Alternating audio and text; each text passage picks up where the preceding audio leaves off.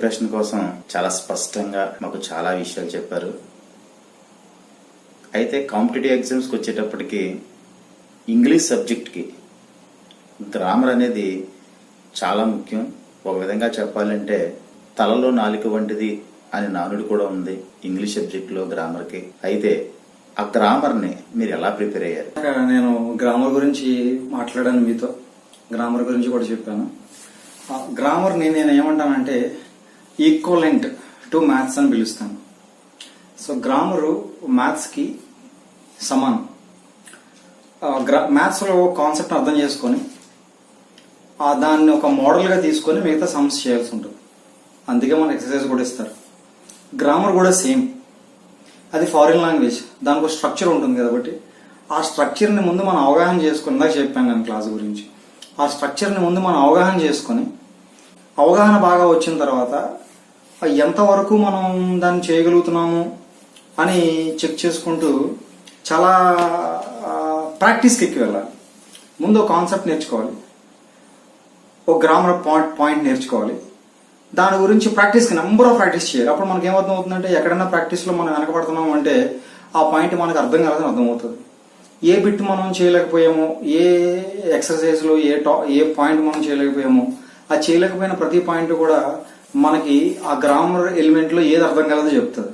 కాబట్టి గ్రామర్ను ఒక టాపిక్ నేర్చుకున్న తర్వాత కంపల్సరీ దాని మీద విపరీతమైన ప్రాక్టీస్ జరగాలి. సో అది జరగకుండా కేవలం గ్రామర్ కాన్సెప్ట్ని అర్థం చేసుకొని, సో క్లాజులు అంటే ఇన్ని రకాలు, డిపెండెంట్ ఇండిపెండెంట్ అని ఉన్నాయి, సో సంథింగ్ ఎలాగా నేర్చేసుకొని బయటికి వెళ్ళిపోయాము అంటే కనుక అవుట్. సో కాబట్టి గ్రామరు మ్యాథ్స్ ఈక్వలెంట్. సో మీకు ఇంకా అంతకంటే ఎక్కువ క్లారిటీ ఇవ్వడానికి ఏం లేదు. సో బాగా ప్రిపేర్ అవ్వాలి, బాగా ప్రాక్టీస్ చేయాలి. సో ప్రాక్టీస్, గ్రామర్ అనేటప్పటికి ప్రాక్టీస్ అంతే. అదే గ్రామర్లో మంచి మార్క్స్ సంపాదించుకోవడానికి ఒక మనిషికి ఉండాల్సిన రహస్యం. Practice practice practice practice practice. ఎన్నిసార్లు చెప్పినా కాన్సెప్ట్ నేర్చుకోవడం, ప్రాక్టీస్ చేయడం. 2014 డిఎస్సి స్కూల్ అసిస్టెంట్ విభాగానికి సంబంధించిన సిలబస్ అన్నీ కూడా చాలా హెవీ సిలబస్. మీరు ఇందాక ప్రిపరేషన్ కోసం మాట్లాడుతున్నప్పుడు నేను ఉదయం 5 నుంచి రాత్రి 11 గంటల వరకు ఏకదాటిగా ప్రిపరేషన్ కొనసాగించానని చెప్పారు. ప్రతి అభ్యర్థి కూడా ప్రిపరేషన్లో కొన్ని రోజుల పాటు బాగా కొనసాగించిన కొన్ని రోజుల తర్వాత ఎంత హెవీ సిలబస్ని చదివేటప్పుడు కొంత విసుగు అనేది వస్తుంది. అలాంటి విసుగు మీకు వచ్చిందా? ఒకవేళ అలాంటి విసుగు మీకు వస్తే ఆ విసుగుని మీరు ఎలా ఓవర్కమ్ చేశారు? పైగా మీరు బయాలజీ స్టూడెంట్. ఆ బయాలజీ స్టూడెంట్ కాబట్టి దానికి మ్యాథ్స్ అలాగే ఫిజిక్స్ కూడా ఎడిషనల్ గా ఉంటాయి. మీరు ఆ ఎడిషనల్ గా ఉన్నటువంటి మ్యాథ్స్ ఫిజిక్స్ ని ఎలా డీల్ చేశారు? విసుగుని ఎలా ఓవర్కమ్ చేశారు? కొంచెం మీరు మా వ్యూవర్స్ కి తెలియజేస్తే ఇప్పుడు రాబోయే డిఎస్సిలో వాళ్ళు కూడా మీరు ఇచ్చినటువంటి టిప్స్ ని ఫాలో అయ్యి వాళ్ళు కూడా ఆ స్కూల్ అసిస్టెంట్ విభాగంలో ఆ ఇంగ్లీష్ పోస్ట్ పొందడానికి మీరు హెల్ప్ చేసిన వారు అవుతారు. విసుగు సార్, విసుగు అదొక పెద్ద కాన్సెప్ట్. ఈ డిఎస్సి ప్రిపరేషన్ పేరు చెప్తే విసుగుపోవడం అనేది చిన్న విషయం కాదు. మీరు నిజంగా చాలా పెద్ద క్వశ్చన్ అడిగారు. అవును, ఒక గంట 2 గంటలు కూర్చొని అదే పనిగా కదలకుండా చదవడం చాలా కష్టం. అలాంటిది ఉదయం నుంచి సాయంత్రం వరకు చదవడం అంటే అబ్బా ఇంకా చెప్పలేని విసుగు వస్తుంది. కరెక్ట్, నాకు కూడా చాలా విసుగు వచ్చేది.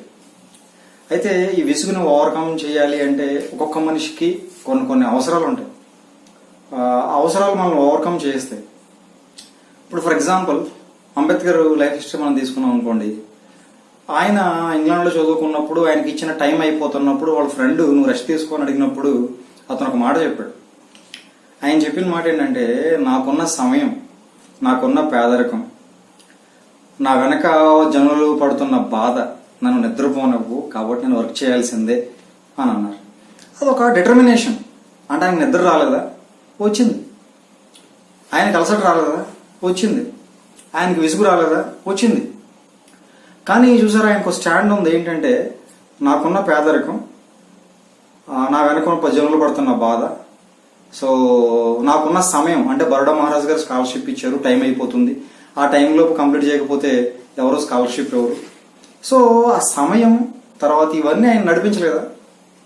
కాబట్టి ప్రతి మనిషికి ఒక రకరకాల కారణాలు ఉంటాయి. నాకు కూడా చాలా కారణాలు ఉన్నాయి.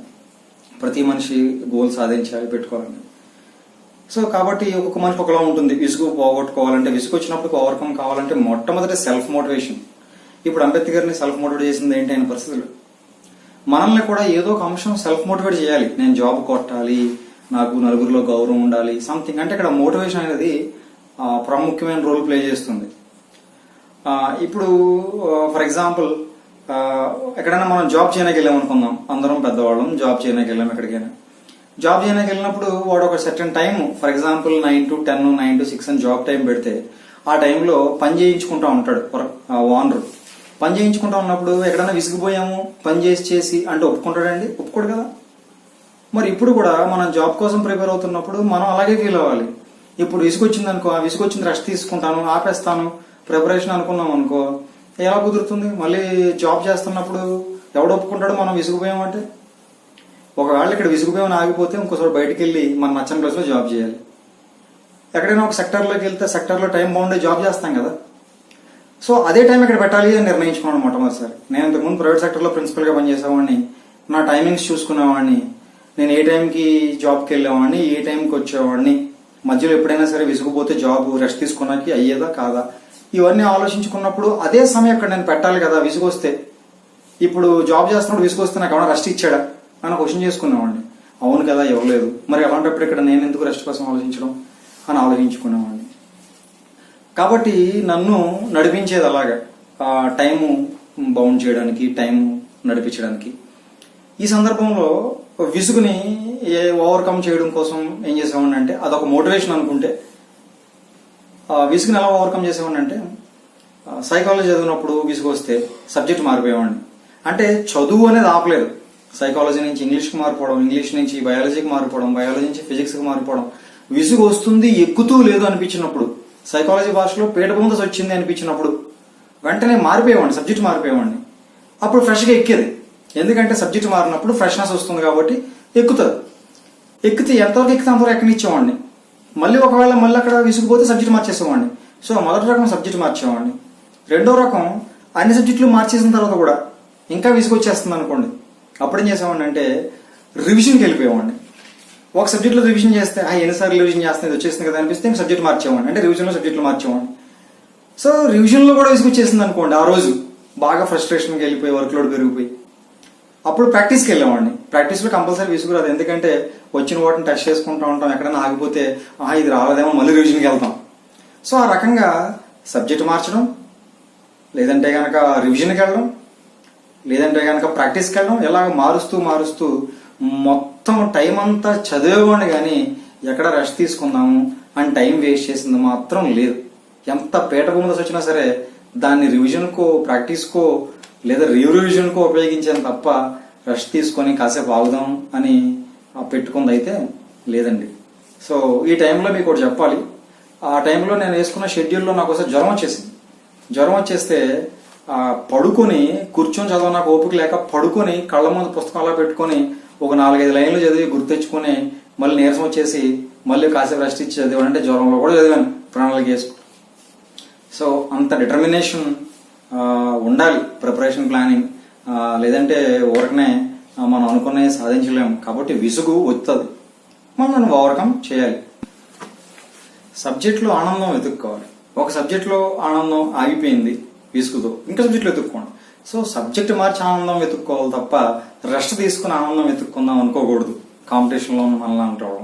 సో కాబట్టి ఆనందం సబ్జెక్ట్ మార్చి వెతుక్కోండి, రెస్ట్ తీసుకొని కాదు. రెస్ట్ అవసరమే, చెప్పాను కదా మధ్యాహ్నం కాసేపు కొనుక్కు తీసేవాడిని. సో రెస్ట్ నైట్ పడుకునే టైం మధ్యాహ్నం పూట 10 నిమిషాలు అంతే తప్ప విసుగు వచ్చిందని రెస్ట్ మాత్రం ఇవ్వకూడదు మన పరిస్థితులను పట్టుకొని. అండ్ చాలా మంచి క్వశ్చన్ అడిగారు, అండ్ నేను కూడా కొన్ని అనుభవాలు చెప్పడానికి అయింది. And thank you for this question. ఒక సంవత్సరం పాటు లేదా ఒక 6 నెలల పాటు పరీక్షకు ప్రిపేర్ అవ్వడం వేరు, 3 గంటల పాటు పరీక్ష రాయడం వేరు. అయితే ఆ 3 గంటల సమయంలో పరీక్ష రాసే సమయంలో మీ అనుభవాలు? ఎగ్జాక్ట్లీ, పరీక్షా సమయం 3 గంటలు అనేది చాలా ప్రాముఖ్యం. అదే మన సరదాగా జోక్గా చెప్పుకోవాలి అంటే ఎప్పుడు వచ్చామన్నది కదన్నయ్య, బుల్లెట్ దిగిందా లేదా ముఖ్యం అన్నది, ఎన్నాళ్ళు చదివాం కదన్నయ్య, ఎగ్జామ్ టైంలో ఎంత పర్ఫెక్ట్గా అటెంప్ట్ చేయగలిగాం అనేది చాలా ముఖ్యం. సో ఆ రకంగా మనం ఆలోచించినట్లయితే ఆ 3 గంటలు ఎగ్జామ్ సమయం చాలా చాలా క్రిటికల్ అయింది.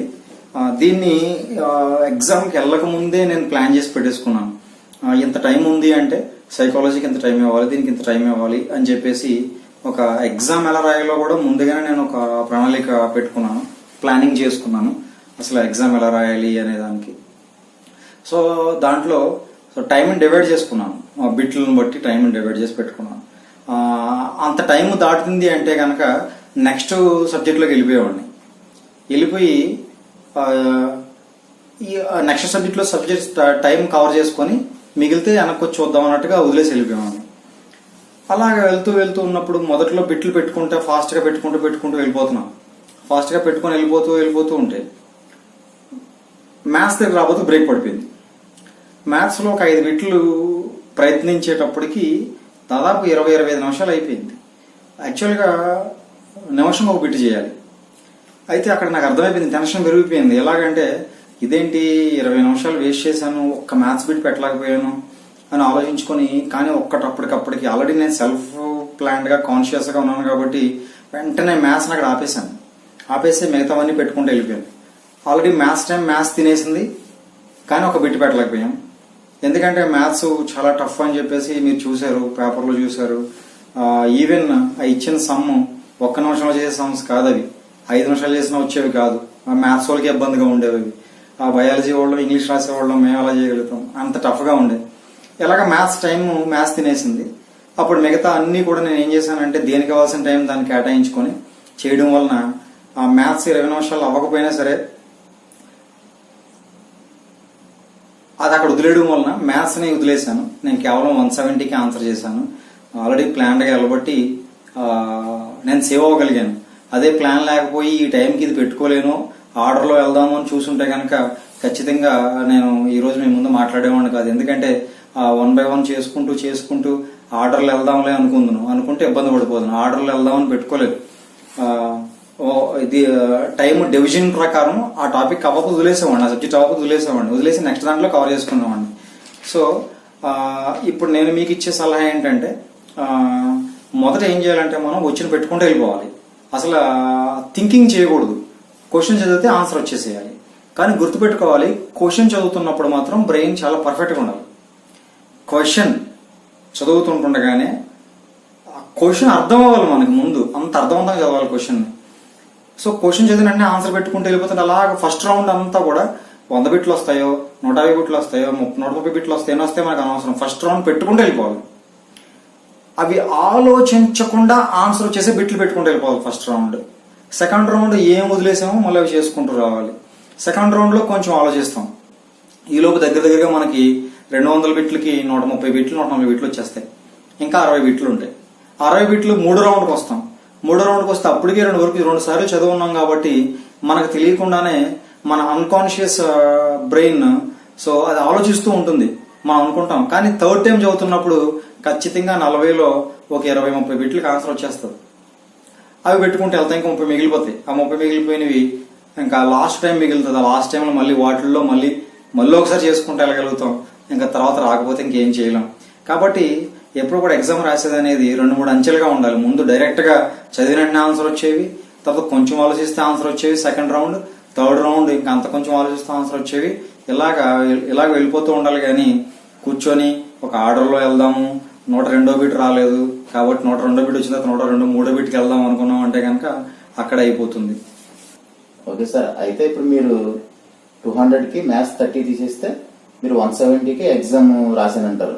ఎగ్జాక్ట్లీ 170కి ఎగ్జామ్ రాశాను నేను. ఎందుకంటే మ్యాథ్స్ లేదు. ఇంకా చెప్పాలి అంటే 160కి రాశాను అనొచ్చు. అది ఎలా అంటారా, సిల్లీ బిట్స్ ఉంటాయి చూస్తే ఎంత ఈజీ బిట్స్. కొన్నిసార్లు అది నెర్వస్నెస్, యాంగ్జియస్ వల్ల కావచ్చు, లేదంటే కనుక ఈ టైం సేవింగ్ లో కంగారులో వెళ్ళిపోవచ్చు. రకరకాల ఫ్యాక్టర్స్ వల్ల బాగా సులువైన బిట్స్ మనం తప్పు చేస్తామండి. ఎగ్జాంపుల్ చెప్తే మీరు నవ్వుతారు కూడా. ఫస్ట్ ఎయిడ్ బాక్స్ లో ఇందులో ఏది ఉండదని చెప్పేసి కొన్ని ఇస్తే నేనే ఆన్సర్ ఏం పెట్టినంటే సెటస్కోప్ ఉంటుంది దాంట్లో అని పెట్టాను. ఎవడైనా నవ్వుతాడు. యాక్చువల్ గా 5th క్లాస్ స్టూడెంట్ అయినా సరే చెప్తాడు. అలాంటిది మీరు పెట్టలేదంటే మైండ్ ఆబ్సెంట్ లో ఉందన్నమాట. వర్క్ సమ్ చాలా అలాంటి వీటిలో ఒక దాదాపు 8 వరకు వదిలేసాము, అదే తప్పులు చేశాము. చూడండి అసలు సెదస్కోప్ ఫస్ట్ ఎయిడ్ బాక్స్ లో ఉంటుందా, కానీ ఖచ్చితంగా తర్వాత నేను బయటకు వచ్చిన నాకు అర్థమైంది ప్రతి ర్యాంకర్ కూడా ఇలాగా అత్యంత ఈజీ బిట్లు కనీసం ఒక 4-5 బయట తప్పు పెట్టి వస్తారు అన్నట్టుగా. అంటే సో మీరు 170కి మీకు ఎగ్జామ్ అటెండ్ అయ్యారు. ఇంతకీ మీకు 170కి మీరు ఎన్ని మార్కులు సంపాదించారు మీరు డిఎస్సి లో? నాకు 153 వచ్చేది సార్. అంటే 170కి 153 అనుకోవాలి, 153 200కి 153 కాదు. కాదు అంటే జనాలకి 200, కానీ నాకు 170కి 153 అయినప్పటికీ ఓకే. సో మార్కుల విషయం పక్కన పెడితే భగవంతుడు జాబ్ ఇచ్చాడు, సంతోషం. ఫస్ట్ ర్యాంక్ సాధించడంలో పుస్తకాలు అలాగే ప్రణాళికలు కాకుండా ఇంకా ఏమైనా మీకు సహకరించినటువంటి అంశాలు ఉన్నాయా? పుస్తకాలు ప్రణాళికలు కాకుండా నాకు సహకరించిన అంశాలు అంటే నేను మీకు ఇంటర్వ్యూ మొదట్లో చెప్పిందే మళ్ళీ చెప్పాలి. నాకు సహకరించింది ఒక్కొక్కలండి, దేవుడు. మీరు నమ్మొచ్చు నమ్మకపోవచ్చు, నా నమ్మకం నాది. నేను ఈ ప్రిపరేషన్ స్టార్ట్ చేసినప్పుడు ఒక పేపర్ మీద రాసుకున్నాను, దేవా నాకు ఉద్యోగం రావాలి అంటే నేను మొదటి ర్యాంకులో ఉండాలి, కాబట్టి నా శక్తి సరిపోదు చదువుకోవడానికి. నేను శక్తివంచన లేకుండా ఎంత కష్టపడాలో అంత కష్టపడతాను. జాబ్ రావడానికి నా శక్తి సరిపోతే ఓకే, చాలకపోతే జాబ్ రావడానికి ఎంత కష్టపడాలో అంత కష్టం నాకు పెట్టి చదివించవా నన్ను, నాకు మాత్రం ఫస్ట్ ర్యాంక్ ఇవ్వవా అని ఒక పేపర్ మీద రాసుకుని దాని మీద చేసి నేను ప్రార్థించేవాడిని.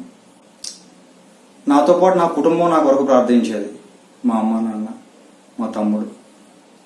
అలాగే నాకు బాగా అభిమానించిన వాళ్ళు శరత్ అని ఫ్రెండ్ ఉండేవాడు, వాళ్ళ నాన్నగారు, ప్రసన్న కుమార్ గారు, కృపారావు గారు, వీళ్ళందరూ దైవికంగా నాకు సపోర్ట్ చేసిన వ్యక్తులు. సలోమి అని ఒక ఆవిడ, వీళ్ళందరూ నా కొరకు ప్రార్థించేవారు. నేను కూడా దేవుణ్ణి ప్రార్థించి అడిగేవాడిని జాబ్ ఇవ్వమని. ఖచ్చితంగా నాకు దేవుడు జాబ్ ఇచ్చాడు. ఎన్నిటికంటే దేవునితో పాటు నా తమ్ముడు నానిబాబు ఎగ్జామ్కి వెళ్ళక ముందు నువ్వు చదివి రాస్తే ఫస్ట్ ర్యాంక్ వస్తుంది, నువ్వు చదవకుండా రాస్తే ఏదో ఒక ఉద్యోగం నీకు కంపల్సరీ ఏదో ర్యాంక్లో ఉంటావు అని నాకు మొదటి నుంచి డిఎస్సి నాకు తెలియదు. ఆ డిఎస్సి మొదటి నుంచి చెప్పేవాడు, నువ్వు చదివి రాస్తే ఫస్ట్ ర్యాంక్లో రా, చదవకుండా రాస్తే ఏదో జాబ్ వస్తుంది, నీకు ఏదో ర్యాంక్లో ఉండి జాబ్ వస్తుంది డిఎస్సిలో అని నాకు చెప్పేవాడు. ఎందుకంటే మా వాడు డిఎస్సి బాగా అనలైజ్ చేస్తాడు. సో కాబట్టి ఎప్పుడు కూడా నాకు చాలా బలము, సపోర్టు. నేను ర్యాంకర్ అవ్వకముందే నాకు ర్యాంకర్ అని చెప్పినవాడు నా తమ్ముడు నాని. చిన్న ఎగ్జాంపుల్ చెప్తాను నాని కోసం. ఎగ్జామ్ రాయడానికి అది ముందు చెప్పాడని చెప్పాను కదా, చదివితే ర్యాంక్ వస్తుందని. ఎగ్జామ్ అయిపోయిన తర్వాత బయట నుంచి అందరినీ గమనిస్తున్నట్టున్నాడు. నేను ఆఖరిని వచ్చాను. ఆఖరిని వచ్చిన తర్వాత ఆఖరిన ఎగ్జామ్ ఎలా రాసామని అడిగాడు. చెప్పాను నేను ఎగ్జామ్ ఎలా రాసానని మొత్తం చెప్పాను. రా పార్టీ ఎప్పుడు వేస్తావు, ఫస్ట్ ర్యాంకర్ నువ్వే వెళ్ళు అన్నాడు. నేను నవ్వుకున్నాను, కానీ రిజల్ట్ వచ్చిన తర్వాత ఫస్ట్ ర్యాంక్ నాదే. అంటే అంత ఎనాలసిస్, అంటే నాకు అంత సపోర్ట్ చేశాడు. సో కాబట్టి నా కుటుంబం, ప్రాముఖ్యంగా నా తమ్ముడు నాని, అందరికంటే ఎక్కువ నా దేవుడు నాకు ఉద్యోగం ఇవ్వాలనుకున్నాడు. మీరు కూడా ఖచ్చితంగా ప్రిపేర్ అవుతున్నప్పుడు దైవ సహాయం కోసం మానసికంగా మనోబలం పొందుతారు. కాబట్టి మీరు కూడా ఖచ్చితంగా ప్రిపరేషన్లో దేవుణ్ణి ఒక భాగం చేసుకోవాలని నా ఉద్దేశం. చివరిగా ఒక question, in a nutshell me success secret ఏంటి? సక్సెస్ సీక్రెట్ అంటే ఏం లేదు సార్, మొత్తం అంతా నేను మాట్లాడాను, ప్రతిదీ సక్సెస్ సీక్రెట్ దాంట్లో. అయితే ప్రాముఖ్యంగా తెలుసుకోవాల్సింది ఏంటంటే టాపిక్ సిలబస్ దగ్గర పెట్టుకున్నాం కదా, ప్రతి టాపిక్ మీద అసలు ఈ టాపిక్ ఏంటని తెలుసుకున్నాం. ఈ సిలబస్ పేపర్ దగ్గర పెట్టుకొని టాపిక్ ఏంటని అర్థం చేసుకున్న తర్వాత టాపిక్ అవగాహన చేసుకోవడం కోసం చదవాలి తప్ప జాబ్ వచ్చేయాలని చదవకూడదు. ఎందుకంటే జాబ్ వచ్చేయాలని చదువుతుంటే బ్రెయిన్ అంతసేపు అక్కడ ఆలోచిస్తుంది. నా సక్సెస్ సీక్రెట్కి వచ్చేటప్పటికి ఏ రోజు కూడా జాబ్ రావాలి అని చదవలేదు. చదువుతున్న ప్రతిసారి కూడా తీసుకున్న టాపిక్ మీద ఎంత అవగాహన వచ్చింది, నాకు ఇంకా ఎంత అవగాహన రావాలి అని చూశాను. జాబ్ రావాలని చదవడం కాదు, కానీ టాపిక్ మీద ఎంత అవగాహన వచ్చింది, ఎంత బాగా నేర్చుకున్నాను, ఎంత బాగా ఆన్సర్ చేయగలను అని చదవడం అనేది ఒక పెద్ద సక్సెస్ సీక్రెట్ అంటాను నేను. చదువుతున్నప్పుడు మన పక్కన కంపల్సరీ సిలబస్ పేపర్ పెట్టుకోవాలి. సిలబస్ పేపర్ను ఫాలో అవుతూనే చదువుకుంటూ వెళ్ళాలి. టాపిక్ వైజ్ అయిపోయిన రౌండ్ చేసుకుంటూ మిగిలిపోయిన టాపిక్స్కి ఎంత టైం పడుతుందో ఒక ప్రణాళిక వేసుకోవాలి. మనం వేసుకున్న ప్రణాళిక అమలవుతుందా లేదా అని సెల్ఫ్ చెక్ అనొచ్చు, సెల్ఫ్ సూపర్విజన్ అనొచ్చు. మనమే ఈవినింగ్ చెక్ చేసుకోవాలి. ఆ రోజు పెట్టుకున్న మార్నింగ్ టైం టేబుల్ పడుకునే లోపు అయ్యిందా లేదా మనమే చెక్ చేసుకోవాలి. సో ప్రణాళిక వేసుకోవడం, చెక్ చేసుకోవడం, ఎన్నిటికంటే ప్రాముఖ్యమైనది రివిజన్ అండి. సో ఒక మాటలో చెప్పాలి అంటే సక్సెస్ సీక్రెట్లలో ప్రప్రదమైనది రివిజన్. ఎందుకంటే ఖచ్చితంగా మనం చదువుతుంటే రోజులు గడుచున్న కొద్ది సైకాలజీ ప్రకారం మర్చిపోయే శాతం పెరిగిపోతుంది. కాబట్టి ఎంత చదివినా సరే బ్రెయిన్ లో ఎంత గుర్తుంది అనేది ముఖ్యం. మనం వారం రోజులు 10 టాపిక్లు చదివేసాం అనుకుంటాం, కానీ వారం రోజులకి 10 టాపిక్లు గుర్తున్నాయా లేదా, గుర్తుంటే ఎంత పర్సెంటేజ్ గుర్తున్నాయో మనం చెక్ చేసుకోవాలి. చెక్ చేసుకోవాలంటే ప్రతిరోజు చదవడంలో రివిజన్ అనేది ఒక భాగంగా ఉండాలి. కాబట్టి ప్రణాళిక వేసుకోవడం, ప్రణాళికని అమలు చేయడం, ప్రణాళిక అమలు అవుతుందో లేదో సూపర్విజన్ చేసి చెక్ చేసుకోవడం, రివిజన్ చూసుకోవడం, చదివిన టాపిక్ బ్రెయిన్ లో ఎంత శాతం రిటెన్షన్ లో ఉందో చూసుకోవడం, అవగాహన ఏ స్థాయిలో ఉందో చూసుకోవడం, ఇవన్నీ ఖచ్చితంగా. అండ్ ఇంకా ఏదన్నా క్వశ్చన్స్ ఉంటే కామెంట్ బాక్స్ లో రాయండి. మళ్ళీ ఆ క్వశ్చన్స్ అన్నిటికి కూడా ఇంకో వీడియోలో ఆన్సర్ చెప్తాము. Thank you everyone.